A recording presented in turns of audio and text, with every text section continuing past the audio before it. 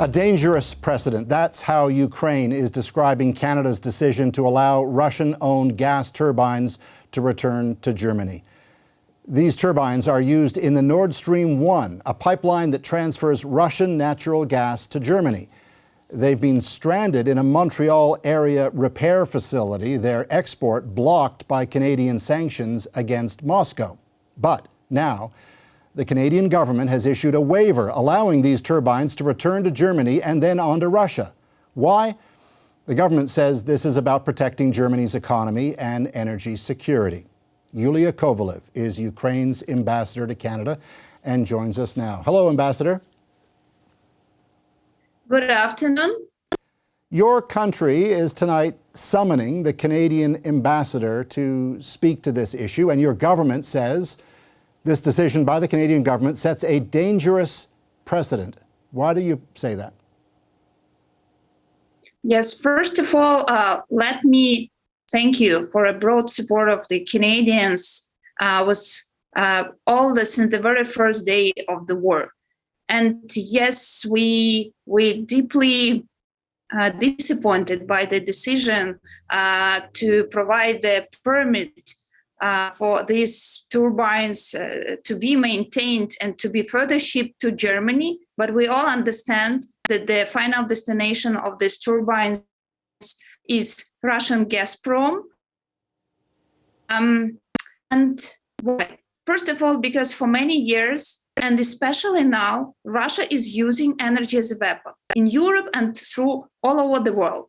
Since the very first day of the war until now, over $100 billion Russian economy gained from export of oil and gas. And this money in full are going to support the war in Ukraine. And on Saturday, another evidence about the cruelty of Russian barbaric war against Ukraine is the example of 31 people dead in 4 Iskander missiles hit the residential building in Kharkiv region. And we still are searching for other victims of this horrific crime.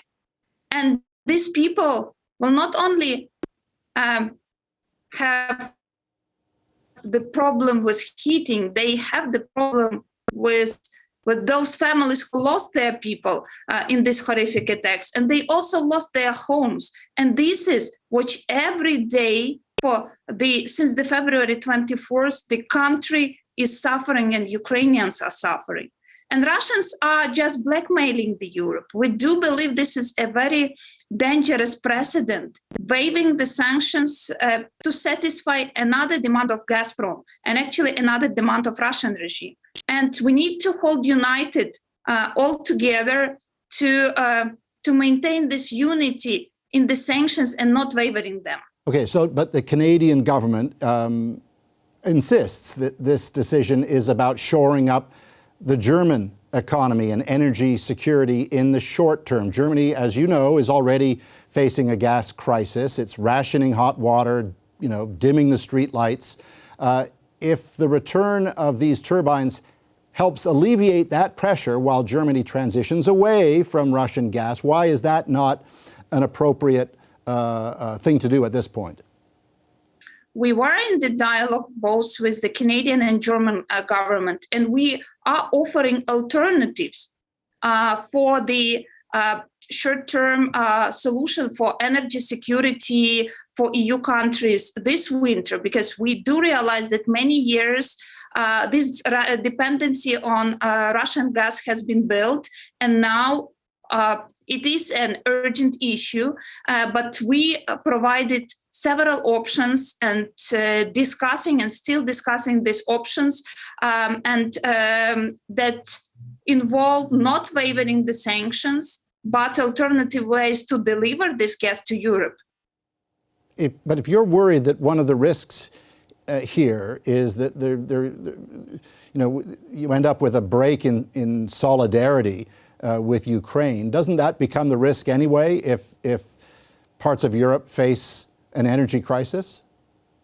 Our proposals that we have been presented address the issue of energy security and the risk related to Russian blackmailing. And these proposals have been discussed, and we still do believe that the decision will be revoked. Have you had any conversations with the Canadian government about this issue? If so, how did that conversation go? We still have the conversations, and as our both the Ministry of Foreign Affairs of Ukraine and the Ministry of Energy stated in their statement that we do propose the Canadian government to revoke this permission and consider the options that Ukrainian government was proposing to address, including to address those risks that Germany has today with the Russian supply. And what did you hear back from the Canadian government? We are still in the dialogue, and from our side, I would reassure that we will be in the dialogue for the next days and weeks with this issue, because it is really an important and crucial issue on the ability of Russia weaponizing the energy, and we need to avoid this. Do you question Canada's solidarity with Ukraine?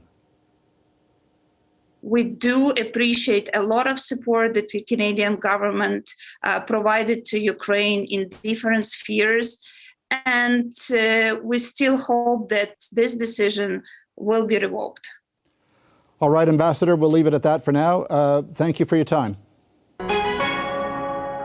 Hi, I'm Vashi Capellos, host of Power in Politics. See more of our show by subscribing to the CBC News channel or click the link for another video.